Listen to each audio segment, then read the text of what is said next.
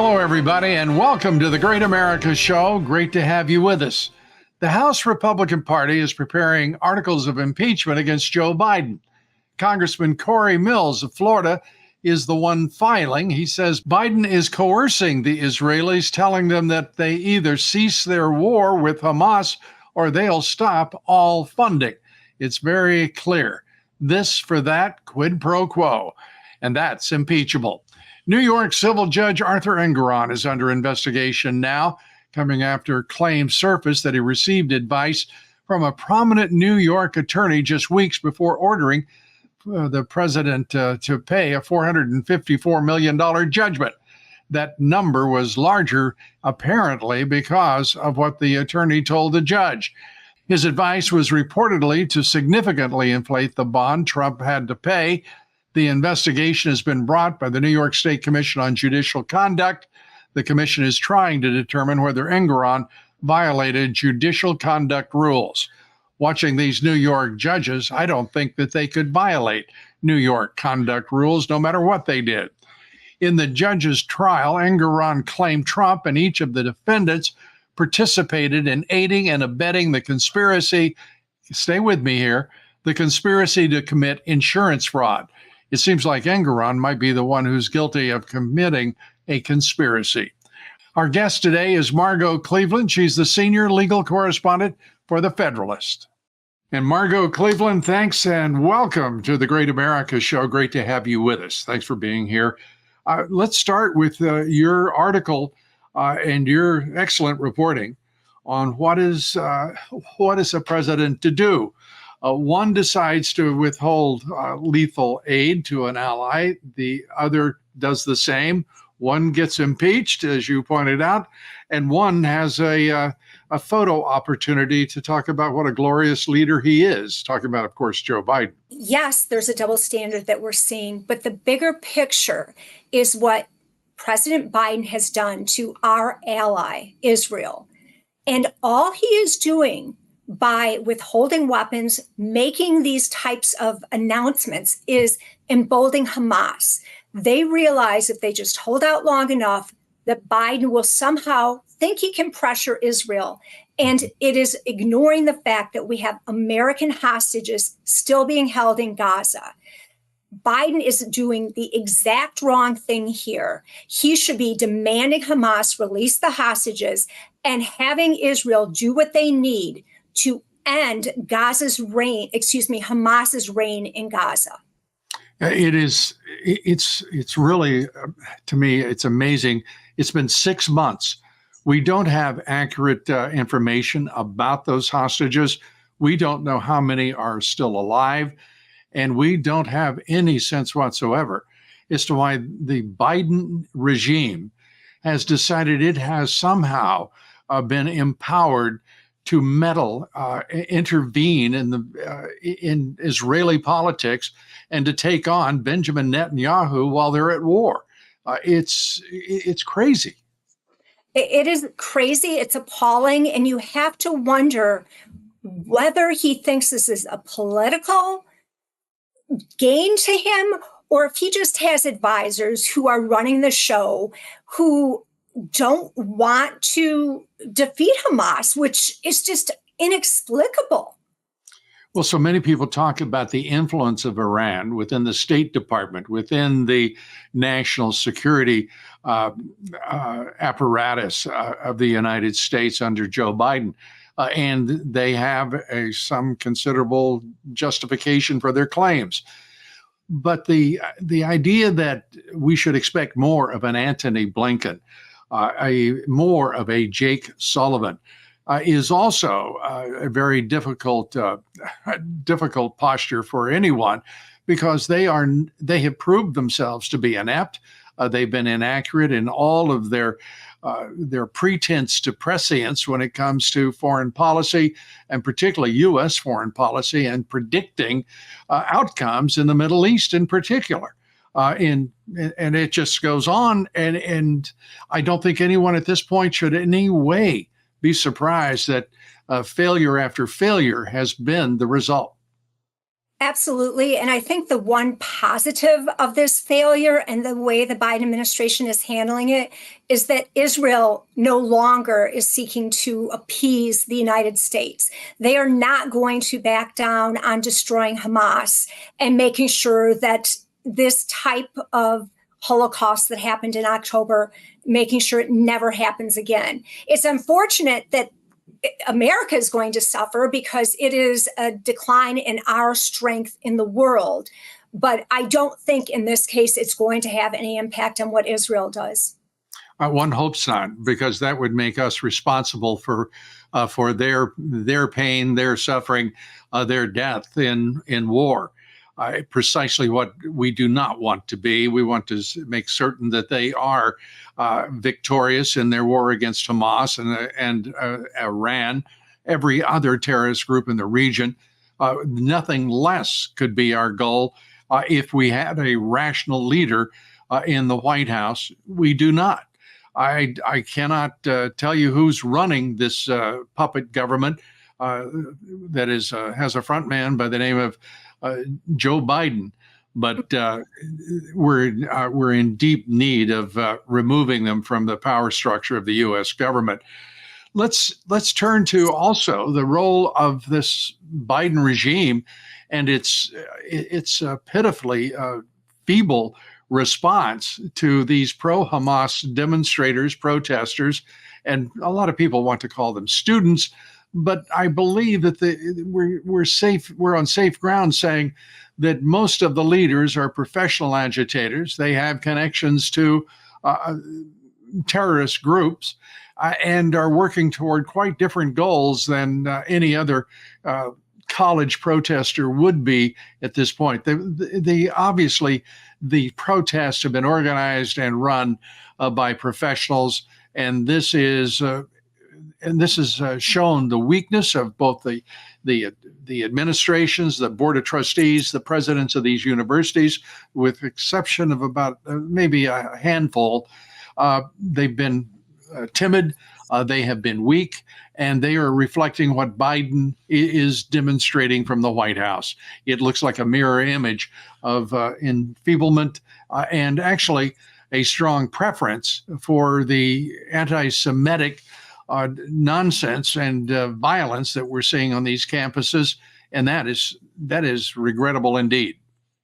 It is, and to borrow a phrase of theirs, the chickens have come home to roost. They've spent way too much time with academics thinking that this type of coddling and this, frankly, Marxism is something to celebrate, that you see the faculty members probably joining in more than some of the students. But the government should be looking at who is funding this, because we're not talking about peaceful protests. We're talking about violence. We're talking about the trespass to these private buildings, and it should be stopped. It should be indeed. And George Washington University, you talk about chickens coming home to roost. They're modest, I'll be kind. Their modest response to encampments, to these protests that were vicious and virulent. And the president of George Washington University finds herself trying to get local police help now to keep her from being on the guillotine list, as the protesters put it, threatening the beheading of her and the members of her board of trustees. We're seeing it's quite a revelation right now, I think, to most Americans, to see who actually is behind what they thought was perhaps a springtime passing moment in demonstrations by a bunch of students who were misguided. It's far more than that. We're talking with Margot Cleveland of the Federalist. We're coming right back. Stay with us.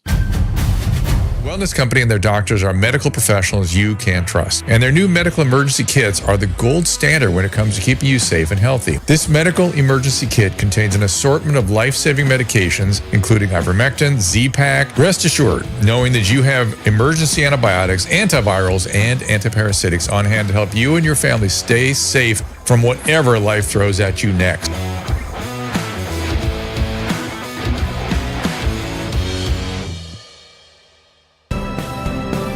We're We're back with Margot Cleveland. And Margot, your thoughts right now about what we can, in your judgment, expect from this administration and from the Israeli government. Benjamin Netanyahu does not suffer fools, and he's being called upon to suffer a very powerful fool, no matter how weak he is. I don't think Israel is going to react in any way that is going to harm their ability to continue to take apart and dismantle Hamas. I have a feeling what we're going to see is that the White House will start to walk back their comments, which I think we saw a little yesterday from Biden saying no weapons to, oh, we just mean offensive weapons. And I think that as opposed to, to do their Iron Dome. So I see that it's going to be that Biden has overstepped here. We've seen yesterday some chatter of people who were never Trumpers who have actually said, this is it for me. What he has done, what President Biden has done, he's lost my vote. We can't tolerate that. So I think we're going to see some walking back from Biden, and we're going to see that with Israel, they're going to continue to move forward. They're going to do it slowly. But I think they always intended to do it. When I say slowly, I mean methodically. And carefully. They did it exactly. And to minimize losses. Absolutely, which they've always done. But we saw as soon as Hamas came back with their supposed acceptance, which was no acceptance of a ceasefire, is we'll give you a bunch of dead bodies, which of course the Israelis want back any of the victims of the murder, but they immediately went on and took over the crossing. And that's going to change the game. But they will continue to move, in my judgment, methodically, carefully, and taking out. They can find out where Hamas is firing these weapons from in Rafah, which is the other part that's just baffling, that Biden would be condemning Israel when they're still using Rafah to target the humanitarian crossings that Israel had to shut down because they were being targeted, reopened. And what does Hamas do? They fire another 8 weapons to try to shut down the border again. So Israel, I think, is going to continue forward with this, and Biden's going to end up having to walk it back. Indeed. And now we have reports that 3,500 bombs were not delivered to the Israelis. Those bombs, smart bombs, were not delivered, as a result, putting Israel in the position of doing precisely what the Biden administration claims that they are trying to prevent, which is they will have to use those dumb bombs in an urban area. The Hamas terrorists have already hardened it with, if you will, the targets of the civilian population. It's a disaster either way. And it is such a short-sighted administration, or whomever is leading them. It makes, on its face, always no sense at all, and leads to results that no one should ever claim that that was their desire. This administration, it continues to be not only an embarrassment, but a dangerous embarrassment, not only to us, but to the world, to Israel. You name it, they're a problem through their weakness and their ineptitude.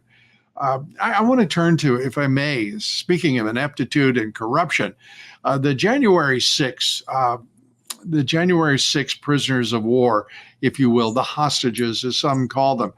We're 6 months away, just under 6 months away from the election, the presidential election, and the Justice Department is so evil, so corrupt, politically corrupt, that they're still out arresting people, some of whom weren't even in the area of the Capitol on January 6th.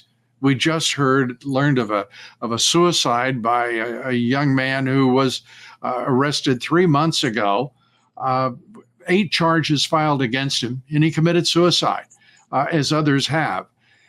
This is going to go down in history, in American history, is one of the most shameful episodes of our existence. It's truly a demonization of all that's good and right, and the foundation of our constitutional republic, law and order. And by the way, in justice, there is mercy. These corrupt Department of Justice prosecutors and the overcharging judges have shown no mercy at all to anyone.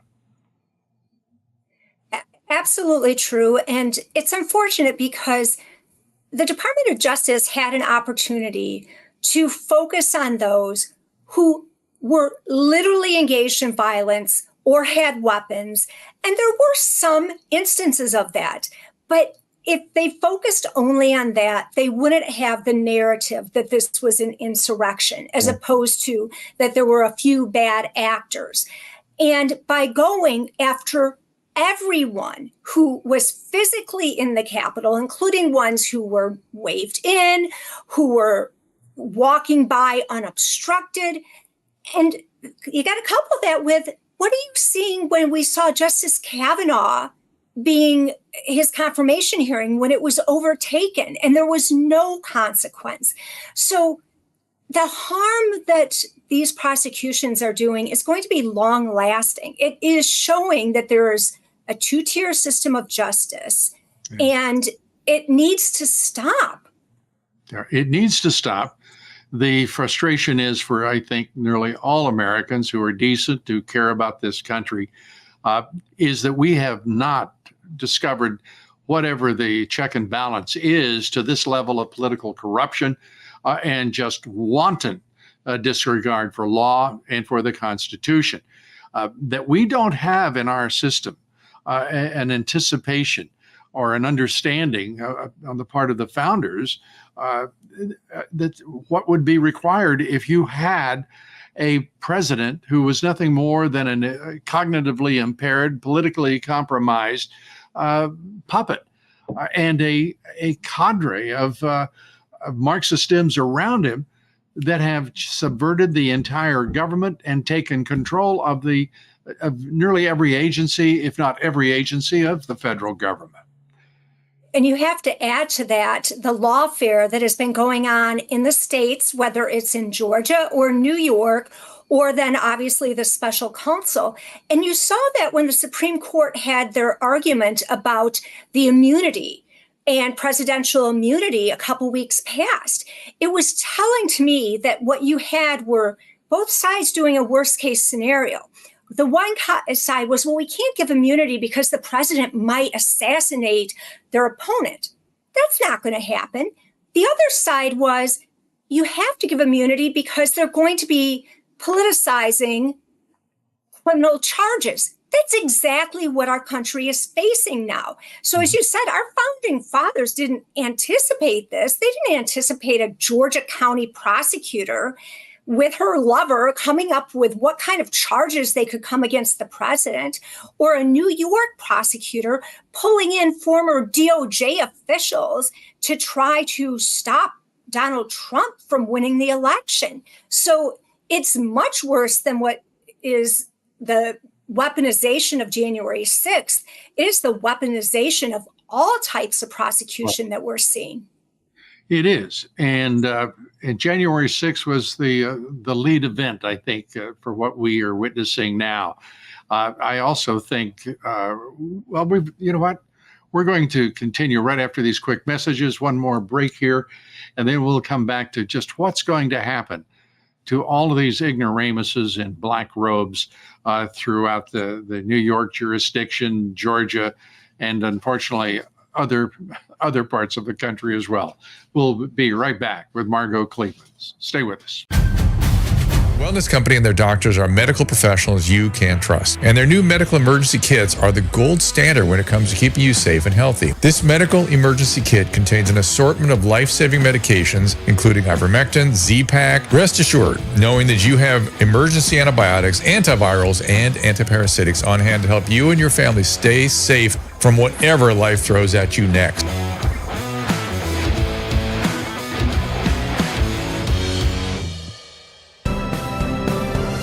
We're back now with the Federalist, Margot Cleveland. And Margot, we were talking about what is the shame of this country, this justice system.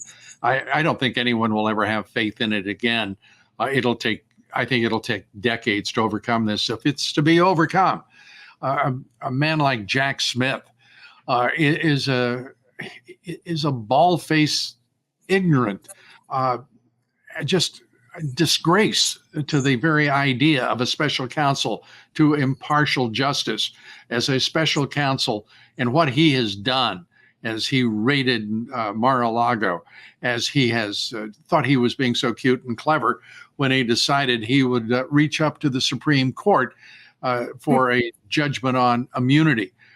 It's clear from what Chief Justice John Roberts said when he said, this looks like your rationalization for this prosecution, your basis for this prosecution is simply we can prosecute the President of the United States based on the fact that we are prosecuting the President of the United States. When John Roberts says that, I would think that these corrupt Bidenites and Obamaites, I shouldn't neglect him, are sort of up on their heels, kind of wondering how this is going to go. What are your thoughts? Because immunity, I think, even though there's a differentiation between the state and the federal courts, I do think if the Supreme Court rules immunity, all of these cases implode immediately. So the big picture with the New York case is very different because the charges there are not related to anything President Trump did as president, one of his official duties.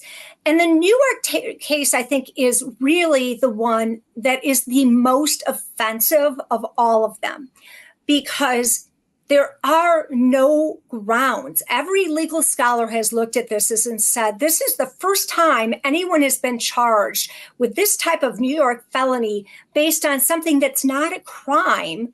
It dealt with federal election disclosures, and the federal government said, this is not something we're going to look into.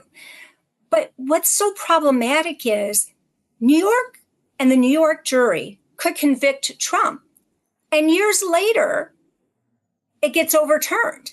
The damage is already done, which is exactly why the case was brought when the case was brought. Sure.